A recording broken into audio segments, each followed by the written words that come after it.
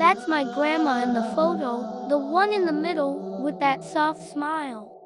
And that's me, the tiny one on the left. I don't remember much about that day, but she did. She remembered everything.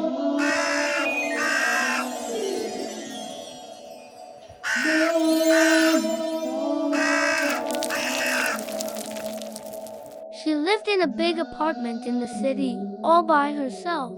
My parents and I live far away. So do my aunt and cousins. We always said we were busy. School, work, life. But Grandma, she just waited. Sometimes, she would just sit with that photo in her hands, staring at it like it could talk back. She had everything: money, space, a maid, even a driver. But she didn't have us. She used to cook for one, but she made dishes like she was feeding a feast. "This was your father's favorite," she used to say to no one. And then she'd laugh, or maybe sigh. She went to the market by herself. Everyone around her had someone: kids, husbands, friends. But Grandma walked with her slow, steady steps, alone, again. She'd sit in the park just to feel the breeze. I think the breeze was her only companion sometimes. She watched kids play. Maybe she imagined I was there too. Every Friday, she went to see Grandpa. His grave was under a tree. One day, a crow sat on that tree, just watching her. It didn't move. It didn't caw. Just sat there. The next morning, it came to her window. She fed it a piece of bread, and the next day too. And the next, she started talking to it, like it was a friend. Maybe it was. "You came, my dear. I made cookies today." The crow would hop around like it understood. Sometimes she'd sleep in, and the crow would just sit there, waiting, like it didn't want to start the day without her.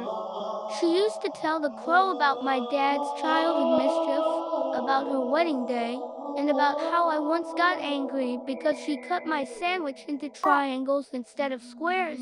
The crow listened to it all, never interrupted. Then, something changed.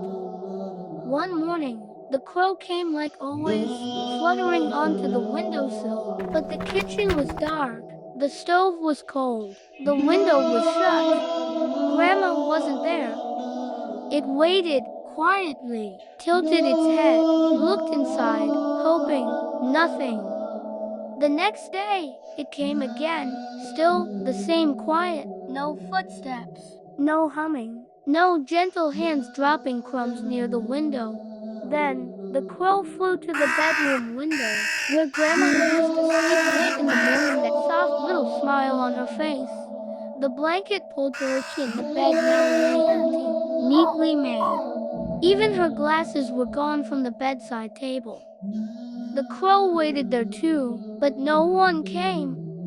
Later, it flew to the park bench where she used to sit every afternoon. She always smiled when she saw it. She used to toss tiny bits of cake from her paper bag. But today, the bench was empty too.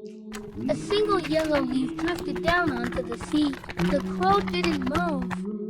It just watched, as if it already knew.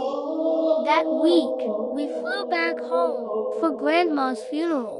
She had gone quietly in her sleep, no pain, just silence. I didn't cry at first. I just stood there, next to her grave, not really understanding why my chest felt so tight. Then I looked up and saw the crow, perched on the same tree branch above Grandpa's grave, just like before. After everyone left, the crow did something I'll never forget. It flew down, holding a tiny flower in its beak. It walked slowly, gently placed it on Grandma's grave, and looked at it for a moment. Then, it flew away, not like a bird, but like a soul. I think Grandma found her best friend when all of us were too far. And the crow, it found something it never expected: love, food, stories, a home. I wish I had visited more. I wish I had known how lonely she was. But I'll remember her forever, not just as my grandma, but as the lady who was loved by a crow. She had everything, and in the end, she gave everything, even love, to a little bird who just showed up one day. Thank you for listening to my story. If you've liked the story, then please hit a like and share with your loved ones and subscribe for more stories.